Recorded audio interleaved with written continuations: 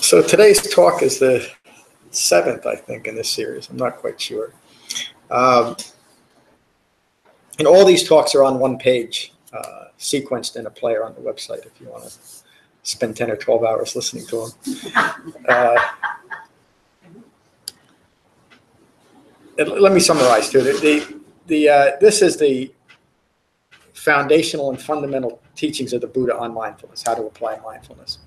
And every time that he spoke of mindfulness outside of the sutta, it was always in direct relationship to this. So we first apply mindfulness to our meditation practice, beginning with mindfulness of the breath and the body. We all just did this. And that begins to develop a relative calm and begin to focus our minds on what's occurring within our bodies and within our minds. The next foundation is to be mindful of feelings arising. So mindfulness means to recollect or to hold in mind. And in this, the way that the Buddha is teaching this, he's almost showing how to remind ourselves to be mindful on our cushions and then off our cushions. Be mindful of feelings arising. Be mindful that thoughts are arising. And that mindfulness is a dispassionate, impersonal mindfulness, meaning that even if a feeling is arising in meditation that is agitating in some way, to simply be mindful that it's agitating and not fall into the trap of analyzing the feeling or embracing the feeling. Just be mindful that a feeling is arising. The next foundation is to be mindful that thoughts are arising, and those thoughts are often driven by feelings, which then creates an emotion. A thought attached to a feeling is an emotion.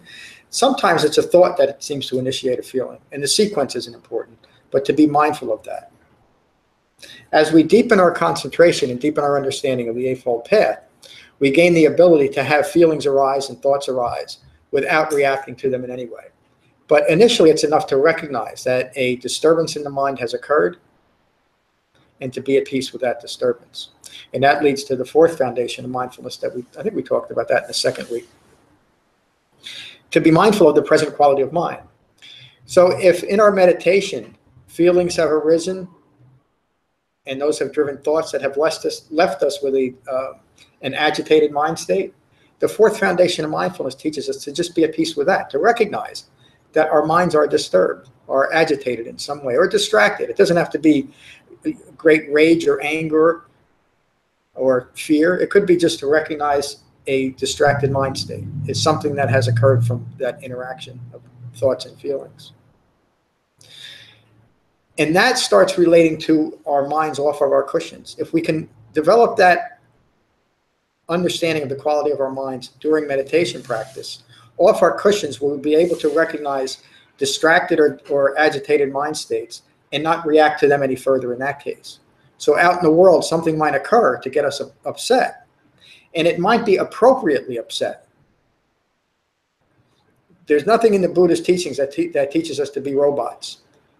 We learn how to be mindfully present in an appropriate way with what's occurring. So something may happen in the world that creates an upset in our minds, but it's an appropriate upset.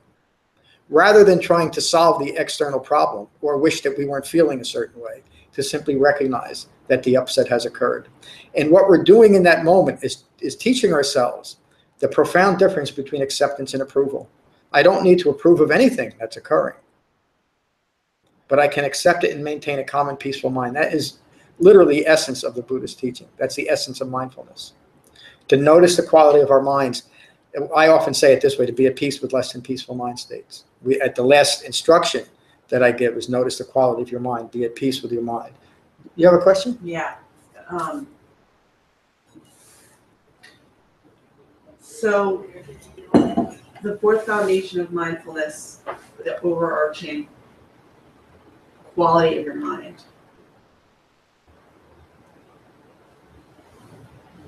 Is there a way to appreciate that really without appreciating it in reference to thoughts and feelings? What an amazing question. I do. And I would say you should learn how to appreciate it. Okay. And because if you can, and we all can, if you can appreciate or be at peace with the present quality of mind, then you can keep your mind focused on what's occurring. And so the appreciation comes from, I'm in a good state of mind right now. My mind is well concentrated enough and spacious enough to reject what's occurring. And to me, there's great appreciation in that, because we're appreciating our own ability to awaken. And the fact that we found something that gives us a way to focus on what's most important, the present quality of my mind, rather than reject. And this is... Yeah, well, when I said appreciate, I really meant like notice. But you're saying, you're taking it as like, you're turning it into a positive, and that's actually interesting. So then you do that, yeah. So anything that occurs in your life, whether it is negative or creates a... If we can simply be mindful with the negative reaction, we can appreciate the integrity of the experience. And that my reaction is showing me where I'm attaching, where I'm joined with dukkha. Where we're clinging to objects, events, views, and ideas in a need for them to be different. In that way, every type of desire is also aversion. Even the desire for a more pleasant feeling is an aversion to, I might lose this feeling, or there's not enough of this feeling. And in that way, when looked at appropriately, every type of desire is aversion, and it's hurtful. So if we can appreciate, all right, even if it's the feeling I need more of this, appreciate that in the moment. Recognize this in an appropriately mindful way. In fact, you can say that your question is leading to the fundamental issue of mindfulness. Then we're able to maintain our mindfulness. We don't lose our minds over what's occurring. So the opposite of appreciation is, I don't want this. If you're having any experience, you cannot not have the experience. But we want to think that we can. We want to think that I can that's the essence of ignorance. I can ignore what's occurring by simply desiring that it be different than it is. And of course, that's the big cloud of ignorance, isn't it? If you're analyzing it, you're still clinging to it. Yep. And you're distracting yourself, because then you're not actually feeling it, you're analyzing it. Yeah. So you lose. You lose the ability to simply appreciate where you are. And again, this becomes truly a holistic way of living our lives. We don't exclude anything through the way that we think. We're able to be mindfully present with ourselves as our life occurs, and it has nothing to do with what's occurring. Lorna brought up a couple of weeks ago about developing the ability. Well, I think you were saying that you can notice the arising of things, but you weren't yet able to recognize fully the passing away of things.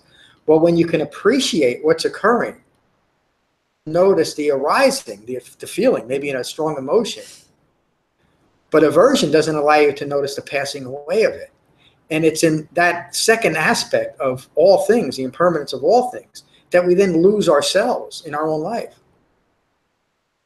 We're so enamored with maintaining a certain state of mind, whether it's peace or comfort or anything else, or bliss or happiness, however we describe that, and avoiding anything that might take away from that we're missing most of our lives. And then what develops from a mind that's sick, this is why it might take 10 weeks to get through this. what we don't get to because of aversion, and what becomes the avoidance of life, is those things that don't create a reaction, that we're ambiguous to. Because they're not catching our attention, we don't even notice it. And we get caught up in, as the Buddha described in the Nagara Sutta, that feedback loop of only seeing what's creating an agitated or a distracted mind state, what's keeping the ego going. And that's why it's so important to simply appreciate the process and recognize we're doing it. Helen, we talked about this, I think, maybe a week ago or 2 weeks ago, the absurdity of life. Well, the absurdity of life is referenced in that, of ignoring the things that we should be most mindful of. And life then becomes absurd, because we're chasing things that are of absolutely no value, because we fail to appreciate everything that occurs as life occurs. And wouldn't it also be that in that tendency is to just further ingrain conditioned ways of non-spontaneity, in a sense that I'm not. So you're just following. If you're following what you want and what you don't want, it's just okay. So we can say it. You're furthering and eye making and all this, which isn't okay. We've got that, but even on and another component of that is you are not a true individual. You are just an outpouring of your habits and tendencies. You're a perfect description of anatta. Yeah, but you're just living your life from wrong views. Yeah. So anatta, I know that word, but sometimes it kind of, for me, it lacks. It's clear. You and I have had this discussion many times. It's clear what it is. Let's not be confused. But on the actual, the kind of like mundane experience, is that wouldn't be a skillful thing to do, because that just leads to a life of non-flourishing. Exactly. It leads to a life that is repetitive and uncreative. Yep. And so, I'm just throwing some different words on top of it to kind of motivate myself. Yeah, that's a great way to look at it. That's a great way to look at it, and it's a great word to use. And it doesn't lead to flourishing. The opposite to the word dukkha is sukha, which means human flourishing. It's not often used in the Buddhist teachings or my teachings, but that's really what we're going for. To have a life that's flourishing in this moment, we have to be mindful within the right reference. Sometimes the Four Foundations of Mindfulness are called the four frames of reference. So it's a way of referencing and framing our mindfulness to what's occurring. It's a great point. I'm sorry if I can just follow this 1 second more. I was listening to something this morning that was it was a talk. It wasn't a Buddhist talk. It was like a political thing it was actually on immigration. It was very, very interesting. And it called, so I was, the views were very challenging and very thoughtful. And to be open to really see all the places of attachment to not being able to see what's really happening, because it goes against an idea that was conditioned and fear of how to be seen and just like watching how that really pulls the mind away from clarity. And so I just kept thinking of just being with that, and also being open to hearing and looking and seeing what's going on, on a global scale and on an inner and outer. Yep. So these four frames of reference is a way of doing just that, with no matter what's occurring. To be able to see things clearly without the conditioned views that create so much disturbance in the world. Eva, did you have a question or a comment? Cold. Oh. So, thank you. Thank you. If anybody gets too hot, let me know. I'm sorry. It's just the ability to be dispassionate. That's a very simple but fundamental way of looking at it. To be dispassionate, to be impersonal with everything that's occurring. Remember, again, when the Buddha described in the Nagara Sutta how he looked out on the world from an awakened point of view, he just said the world is a flame, meaning a flame. His third discourse was a fire discourse, using the metaphor of fire to describe our own passions, how they arise in this great flame of desire and aversion. So yes, being dispassionate is a way, it's almost counterintuitive to an ego point of view, right.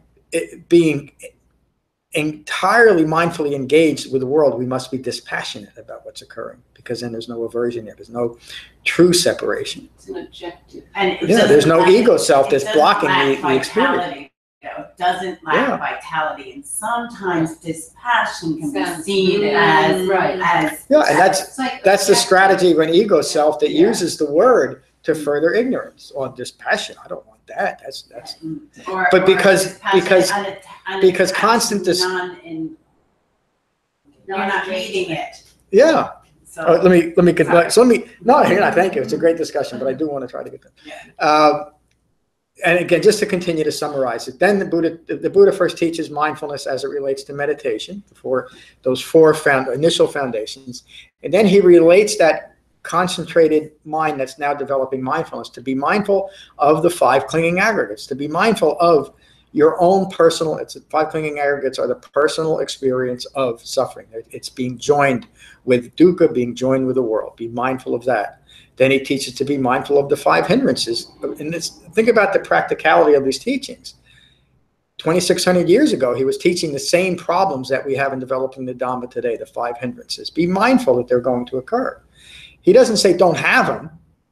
He doesn't say you're committing a sin if you have doubt or skepticism, or you're lazy or anything like that, or you're stuck in sensory, the need for sensory stimulus.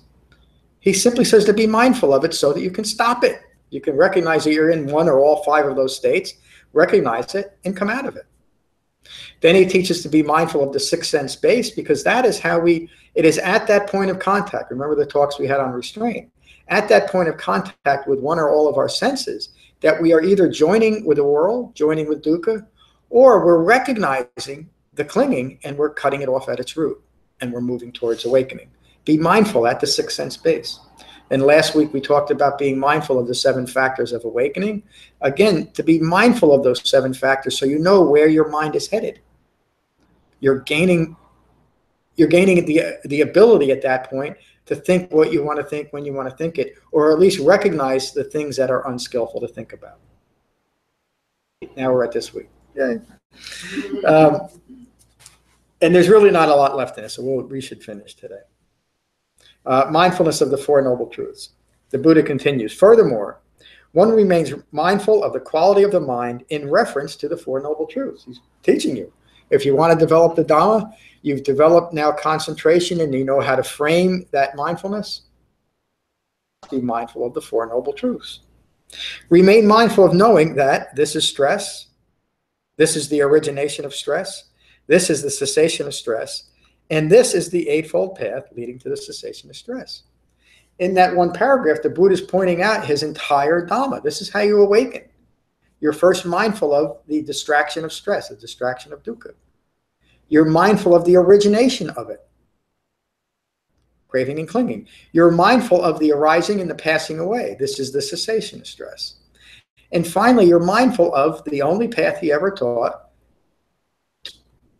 that whole process of mindfulness. This is the Eightfold Path. I say this is one of the most important teachings the Buddha ever gave outside of his first 3 discourses, and it's the one sutta that is adapted and accommodated to fit other ways of doing this. And it's remarkable in those adaptations that have come across. The Buddha continues, in this way, one remains mindful of the quality of mind in and of itself, internally and externally.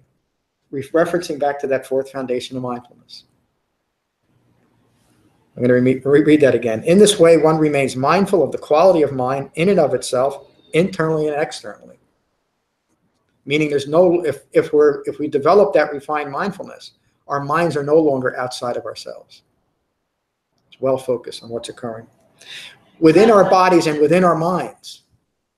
Can you just, I have never heard it described that way, so just expound on that. The last sentence? Yeah. Internally and externally? There's no longer, right, so. There's a sutta, I'm sorry, I can't remember it, where the Buddha references mindfulness of Bahia, which actually we're gonna conclude this series on mindfulness next Saturday with the mindfulness of Bahia, which I just gave last Thursday, so I hope it's not too redundant for any of you. In the mindfulness of Bahia, the Buddha says when you properly, you recognize that there's no you here or there or anywhere in between. What does that mean? It almost sounds like a little bit of a strange Zen koan, but in the right context, it simply means that we're no longer using self-referential views to establish ourselves here, there, and everywhere. And talk about a scattered, distracted mind. That's just what we do.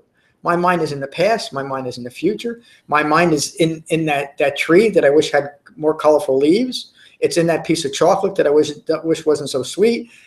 All these things that these strategies that we create to keep ourselves distracted. There's no me anywhere.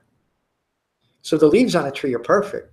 What occurred yesterday is gone, and it's fine with me because it's in the past. What's going to occur is of no real meaning because my mind is well focused. And the interaction that I'm having with people, with any other people, one-on-one or a group of people, is wonderful because I'm experiencing my life as life occurs. It doesn't need to be any different. There's no me here, there, or anywhere. My mind isn't focused internally or externally establishing a self-referential view anywhere. It's simply focused and present, internally and externally. There's no me here, there, or anywhere. As the Buddha often described developing awakening, is to remind yourself when there's any disturbance in your mind that this is not me, this is not myself, this is not who I am. So that's what the Buddha is referencing in that really important line. Did I answer your question? I suppose so. Okay, well, maybe as we continue, it'll get a little bit more clear. The Buddha continues. One remains mindful of the phenomena of the origination of qualities of mind and their arising and passing away, something Lorna referenced a couple of weeks ago. And it is the essence, again, another essential part of the Dhamma, simply noticing the passing away of all phenomena. And in that way, excuse me, when we can recognize that, be mindful of it, we'll cease joining with the world in any way because we know it's impermanent. Why attach yourself to anything? If it's simply going to, it's like the Buddha's words, like foam on the water, it's simply going to pass away. Push yourself in internal and impermanent objects, events, views, or ideas. Any ideas. There is a knowledge of the maintenance of qualities of mind and their recollection, independent of and not clinging to anything in the world. Again, that's relating to self-referential views. We cease describing ourselves by attaching who we are to external events in any way.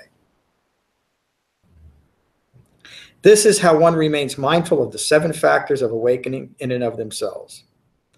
My words. Here the Buddha is bringing together the 4 foundations of mindfulness applied during meditation and remaining mindful of each factor of the Eightfold Path in becoming Buddha, meaning in becoming awakened.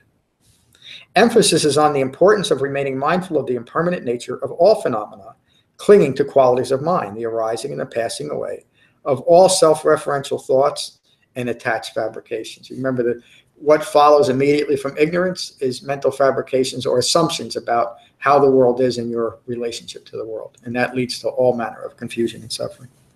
Notice how this last also relates directly to the Buddha's description of his awakening in the Nagara Sutta. Direct knowledge of fabrications, direct knowledge of the origination of fabrications, direct knowledge of the cessation of fabrications, direct knowledge of the Eightfold Path leading to the cessation of fabrications. In the Buddha's own description of his awakening, he's now referencing how he developed the Eightfold Path in his own mind. It wasn't clearly defined as an Eightfold Path until he started teaching, and then that's how he clarified that. Developing right view through right intention, the virtuous factors, through his own right effort, through applying mindfulness through right mindfulness and using Shamatha-Vipassana meditation as right meditation. So let me get on to the next and last section of the Satipatthana Sutta. The effectiveness of the 4 foundations of mindfulness. And now this is an awakened human being offering guarantors for what would happen if we actually apply his teachings as presented here. Now, if anyone develops these 4 foundations of mindfulness in this manner for 7 years, one could expect either complete understanding here and now, meaning complete awakening, or bringing and maintaining remaining in this present life. I'm smiling because that's pretty good guarantee, isn't it? And it gets even better. Let alone 7 years, if anyone perfectly, and actually I put in that word perfectly, perfectly develops these 4 foundations of mindfulness in this manner for 6 or 5 or 4 or 3 or 2 or 1 year or 3 months, for 1 month, for 2 weeks, for 7 days, for Buddha's sake, I put that in there too, for 7 days, one could expect either complete understanding here and now, or if there is any clinging and maintaining remaining, pointing right to the heart of the matter, any clinging or maintaining remaining in this present life. Of course, it has to be applied, my word, perfectly, but that's not unattainable, is it? Remember, the Buddha taught a path for human beings, not for anybody in any exceptional state of mind or quality of being. He's saying if you can do this, and it's a very clear and direct path, in this present life, and possibly right now, you will awaken. And he's also saying that over time, if you attend to it wholeheartedly, likely within 7 years, that's not that long of a time, isn't it? To end this constant cycle of samsara, the Buddha continues, friends, this is a direct path for the purification of all beings, for the cessation of sorrow and regret, for the disappearance of pain and distress, for establishing the right method of practice, and for complete unbinding. In other words, these very same 4 foundations of mindfulness. He's emphasizing the importance of how to apply mindfulness properly. First on our cushions, then to recognize how they're applied in a practical way, and finally to hold in mind the 4 noble truths, because that's the entire guidance that we use. I have a little bit of commentary that I'll leave out because I've been commenting enough, and then just to finalize the sutta. This is what was said by the Buddha. Hearing these words, those assembled were gratified and delighted. So it relates a little bit to what Jen was saying about appreciation. We should be delighted because here in this sutta is the entire direction we need to develop awakening through the Eightfold Path. Here in the sutta is how to apply mindfulness properly and how to right mindfulness, that 7th factor of the Eightfold Path. So I think that concludes our talks on the Satipatthana Sutta. Thank you all. I've been thinking I'm gonna try to put this into an ebook with the talks embedded in the ebook. That might be kind of a grandiose task, but I'm going to see if I can do it. But I really think it's important to do that. And a lot of that, the reason I'm saying that is a lot of it has to do with the discussions we've had here. They've really been remarkable around the 4 foundations of mindfulness. So let's continue that. Any questions directly about this, and then we'll go around the room. Lorna. Well, it's kind of just a superfluous question, really, but what we're taking 6 or 7 weeks to get through it. I mean, did the Buddha teach this in a one-up? I mean, this is one sutta. I think so. The reason why I'm hesitating, it's impossible to actually know for sure, but because of the introduction, usually the introduction will describe the setting, and if the setting was over more than one sitting, it would normally say that. But it's a good question because there's an awful lot here. Now remember, this sutta was not given to people outside the Sangha. It was given to the monks and the nuns who were already developing the Dhamma, so they already had the right frame of reference. But I'm sorry, I can't answer that question completely. I don't know. It's a great question because there is a lot here. I mentioned when I first started was this will be a 4-week thing. And obviously it took longer than that to really address it properly. Well, it's a great question, but it's also an interesting thought because it brings up why, if it's so simple, why is it so complex in a sense? I don't know if that's, so I started thinking right away too, like what was the context in which it was given? What were people, because if you just gave the Satipatthana Sutta and you stood out on BJ's parking lot and gave it, people would be, they wouldn't have a context. No, sure. Obviously. Well, yeah, and it's complex in the number of subjects that it addresses, but each of the subjects is addressed in a very simple and direct way. Interrelated. and very interrelated. So I just went back to the beginning. This is the beginning of the sutta. It describes the setting. On one occasion, the Buddha was in Kamasadhamma, where he addressed those monks and nuns assembled. So it doesn't give any reference.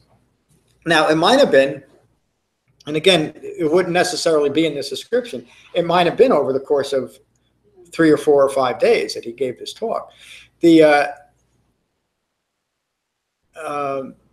Mahaparinibbana Sutta, the sutta of the Buddha's last days, is actually spread over about 3 months, but it's included in one rather long sutta. One of these days I'll probably do a series on that.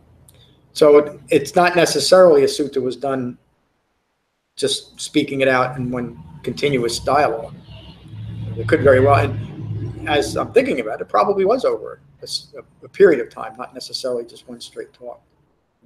Debbie? Well, and I'm thinking about what you were talking about, the third jewel that you were talking about Thursday night, about how it described the Sangha, and if he was talking to people like that, you know, the description of the Sangha in that third jewel was very, people that were really learned, really had understanding. Yep. You know, so if he was talking to people like that. Yeah. Oh, yeah. He was in that sense. It wasn't. Now, you know, I talked a lot about this on our retreat, and I referenced our retreat to very similar to the Buddhist Sangha at the time. And what I mean by that, we are experiencing that too. Not, you know, we're not living in northern India. We're not struggling with the things that they had to struggle with. But in a very real way, we are as focused as that first Sangha. And we're hearing the things that the first Sangha. These are the words, they're not my words. My commentary is my own, but I hope I make that clear. These are the words of an awakened human being. It in the reason why I say it's like the first Sangha, we have been able to develop an environment here,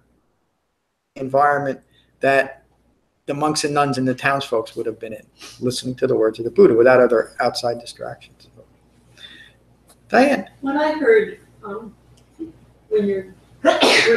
what I hear, I guess, is, and I don't know why my mind does this, but I keep thinking of a child and self-referential me as a child and my life, and it's really kind of funny or ironic or something, that all my life I have chased after people who really don't like me and I'm not really pleasing, and the people who love me and accept me for the way I am, I kind of ignore and take for granted. And as you were describing this sutta, I was thinking, well, wow, that's exactly what's going on. I lose the peaceful mindset and this state of being of purity,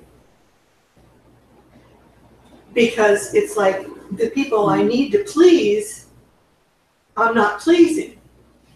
And Or you can't please. Are you making the analogy of chasing after dukkha as analogous to? well, that's what I mean. It almost becomes something like it's I mean, a child's way of thinking is I have to do that. I did not make my mommy pleased, so therefore I'm not going to get fed or hugged or something like that. And I go after that, and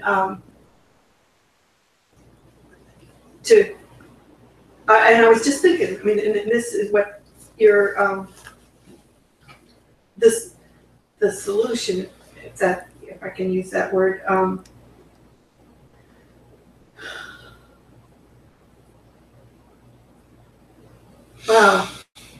is kind of a faith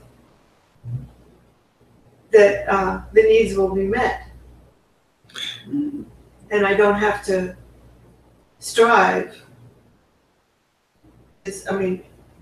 Wow. That description you use, a child's way, is a perfect description. And that's why I say that awakening, as the Buddha teaches awakening, simply means developing full human maturity or living in reality. And that process that you're describing is an essence of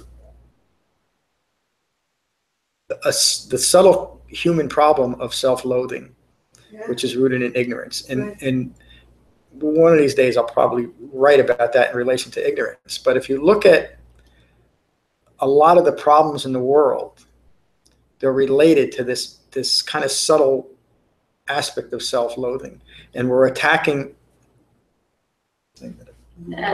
We're attacking the world because of the self-loathing that we have in many ways, and I don't want to get too deep into that tonight. But that's a very subtle aspect of ignorance, and it creates the ongoing distraction that the outside world is a problem and it's not me.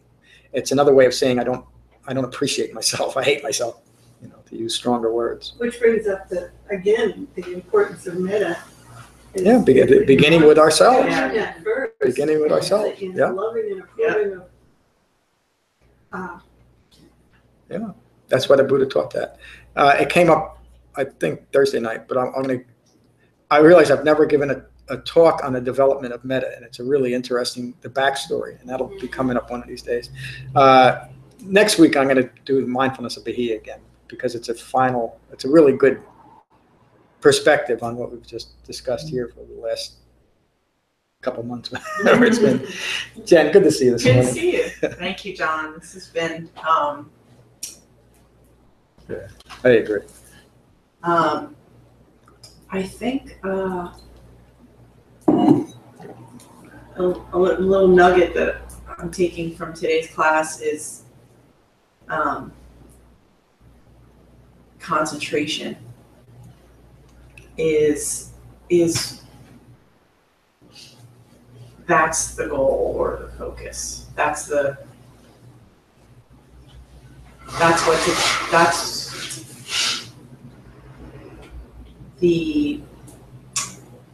beacon. Because I think conditioning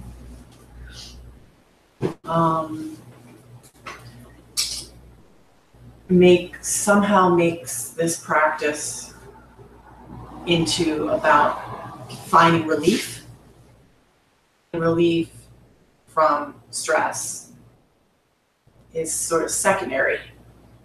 Really, the practice is about finding concentration, which will lead to relief. Yeah. But it has to be about finding concentration, because if it becomes about finding relief, you try to go around concentration, and it's counterintuitive to if you're in a mindless state, you just chase the relief, even if it's like somehow seeming like it's following. It seems reasonable to go after Right. go after the problem in a direct way, rather than recognizing it's a lack of concentration. It's just brilliant, Jen. I have to ignore the problem in order to get out of ignorance. It's totally counterintuitive. Yeah, and so the problem itself, that's why I often say that it's the distraction, the preoccupation with dukkha. The problem itself becomes the ongoing preoccupation, the ongoing distraction, which allows for continued ignorance, which is the initial problem. How do we recognize it? We have to develop concentration. That's why the Buddha taught meditation, for that purpose, not for any type of experiential purpose except to deepen concentration, so that we cannot get caught up in the feedback loop that he describes in Awakening, the feedback loop that we've all been able to experience, of chasing the tail of the problem, Right. rather than understand that it's concentration, a lack of concentration allows that. What's the sutta that ignorance is the seed that feeds the problem. Concentration cuts that off, and it feeds the development of the Dhamma. So it's a brilliant observation. Thank you. And the other thing that helped me kind of come to that was that when I asked the question about appreciating the fourth foundation of mindfulness, I meant the word appreciation was like Webster's number 2 definition, which is to understand, not to understand and have a positive feeling about. Yeah, wow. But it is a positive thing if I can recognize that I'm caught up in dukkha, which I can do that. Yep. It's just that I just still doesn't feel good. It still doesn't have, I don't have relief, but that's okay because there's concentration there. Yeah. So that again, that's brilliant. Some of the subtle ways that dealing with dukkha have been to embrace your suffering and all that. Right. And again, it's okay, but it's a psychological exercise, and it's just a way of using dukkha as more distraction rather than recognizing it as the problem. There's nothing, and ultimately there's nothing there to engage with either, unless you want to use it as further distraction. The solution to distraction is a well-concentrated mind. And again, going back to what we've talked about for the last 6 weeks, it begins in meditation. And then in a very skillful way, we take it off our cushions and apply it in a practical and direct way. Thank you. Maura, good to see you this morning. Good to be here. I don't have anything to add other than on what Jen said. Concentration is the path to becoming Buddha. Yes. Thank you. And I don't think I've had a chance to thank you in front of the group for the picnic a couple weeks ago. That was great. Thank you. It was really wonderful. Helen, good to see you this morning. It's just 1:45 in case you need to know. Oh, thank you. It's good to be here. I always learn so much. And yeah, Jen just opened up a new door for me there. You know, you reach a certain level of how you use your practice off the cushion and feel, you know, like you've achieved a sense of what this is all about. Alice in Wonderland, there's another little door. So thank you for opening another door for me. Yes. I appreciate it. Thank you. Thank you. Glad you're here. Good morning, Becky. Good morning, John. Well, Jen did the same thing for me that she did for you. All right, come on. I'm trying to reduce ego. No, but Hello, number one. I really can identify with what you said, because I have felt like, you know, well, I'm starting to get it. I know when I'm just stressed. I know when I'm distracted, yada, yada, yada. But this past week was, my mind, I couldn't get anything back in right anything.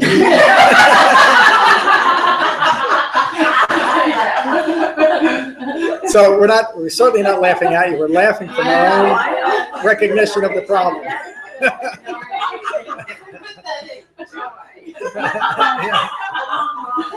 I had a week of Mondays, so Right. I'm so with you. Yeah, thank you for showing all of us that we're not alone.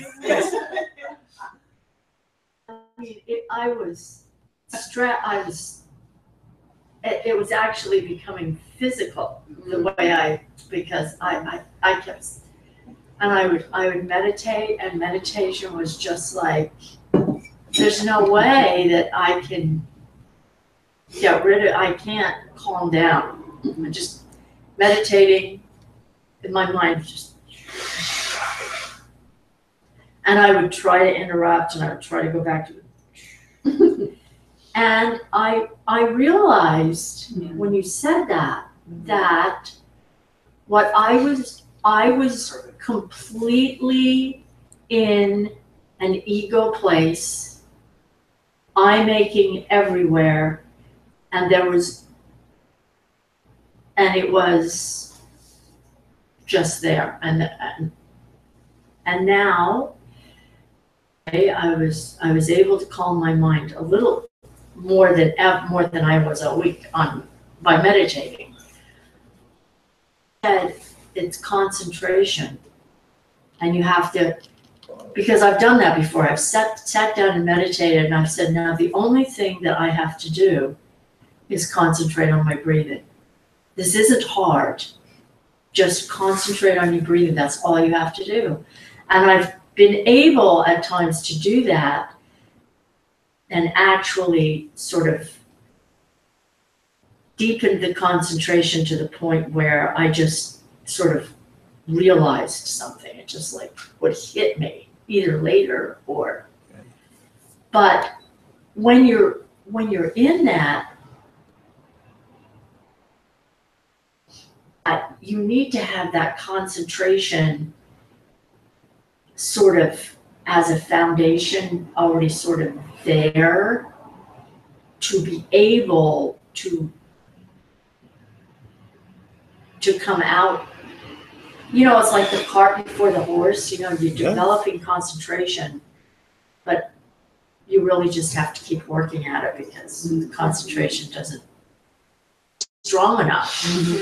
It's not strong enough to get you, you know, to use as a foundation in all situations, you know.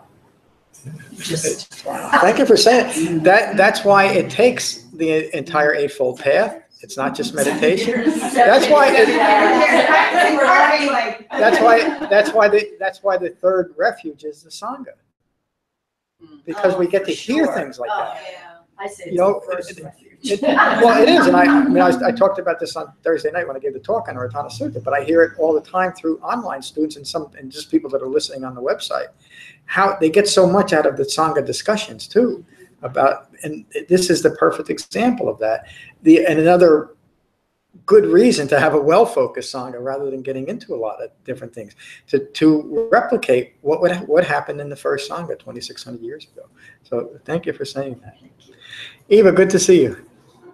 And I think Eva mentioned earlier today that how just knowing that you're coming once a week supports your meditation practice at home. It really does. Sorry, I didn't mean to interrupt you. I had a situation this week where what I have been practicing I was able to use, and it was a situation where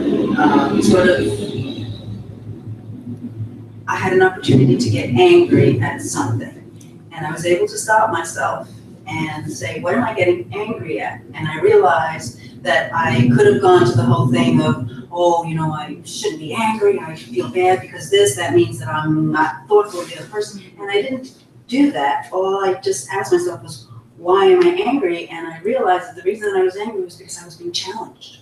You know, because my idea was being challenged, and I'm right and you're wrong, and I was able to just let it go and say, you know, it's not worth, you know, let me at another time figure out if this was right or wrong, but not get into it right now, and just let it go. And I did, and it was wonderful. It was just wonderful, really, just like it was just it had. Wow. That's how the Dhamma works. Thank you for sharing that. It really is, in a stressful, in a truly stressful situation, you recognize your own contributions to it, and you cut it off at the root, right at the sixth sense base. Perfect, you know, and you reap the benefits of it. Immediate calm and peace. That's how it works. Thank you so much. Diane, good to see you this morning. Thank you. I'm just glad to be here. That's all I have. I'm glad you're here. All she has and one sock. That's all she has. Good morning, Lorna. How are you?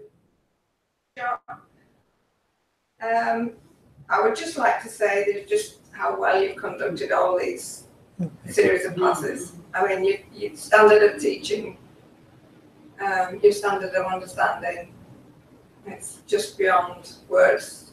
It's beyond question. So thankful, truly thankful that you're in my life, doing what you're doing. It's more than, I wish I could tell you more words. That's enough. Any more and I'll start using it for eye making. So. Thank you. Here, here. Good morning, Debbie. Good morning. I don't really have anything to add or to say either. It's been really helpful. I've just related to everything people were talking about. It still feels a little complicated sometimes. and I'm integrating it. And been here. I'm glad you're here. Thank you, Debbie. Good morning, Mary. Good to see you. I, like Eva, had a challenge this week, yesterday, and with a sister, and deep family great. Yeah. But rolling down the hill, and then I finally realized, take this at face value, what's going on, do what you can do to help in the situation, and let it go. Don't give the lecture, don't get angry, it's not helpful. Yeah. Because in the past, I would have been all over her like tons of shit.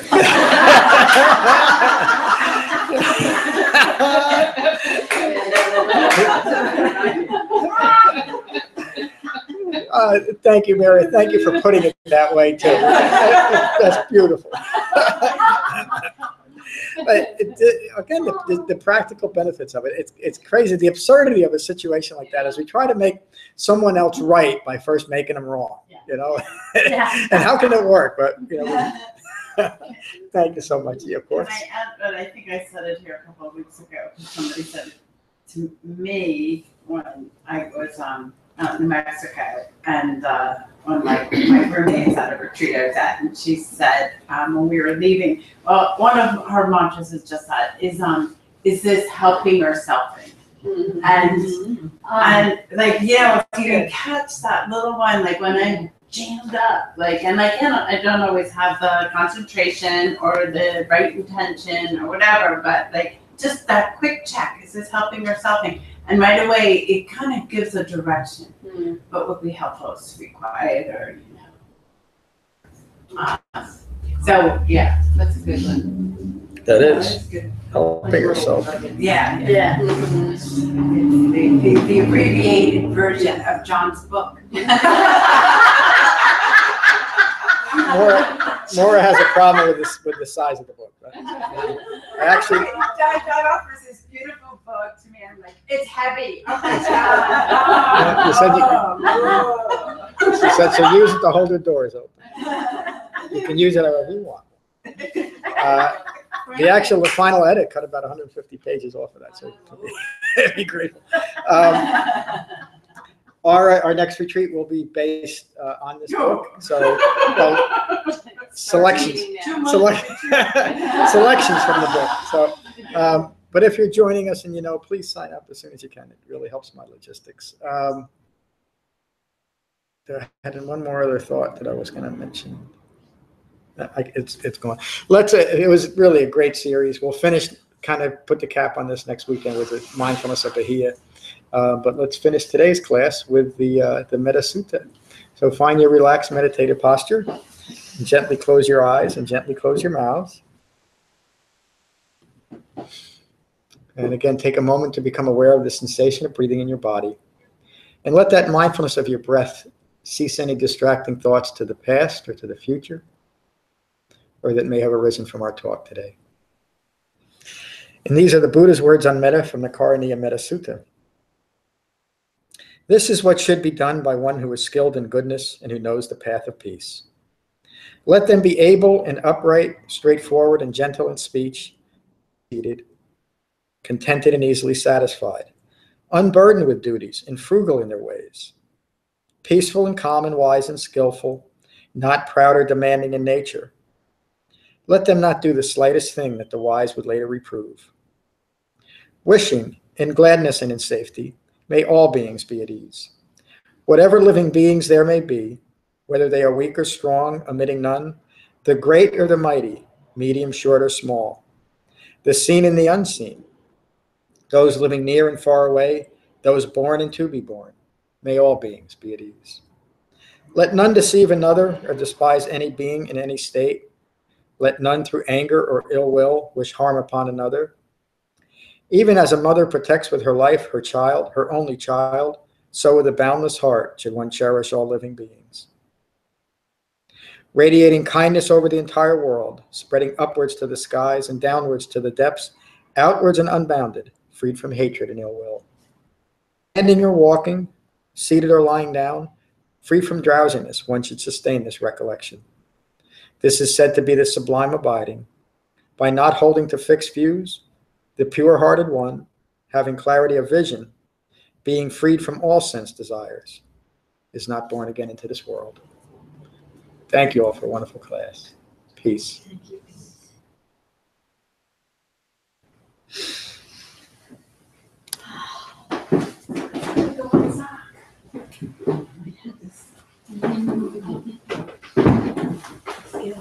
Oh, they might have.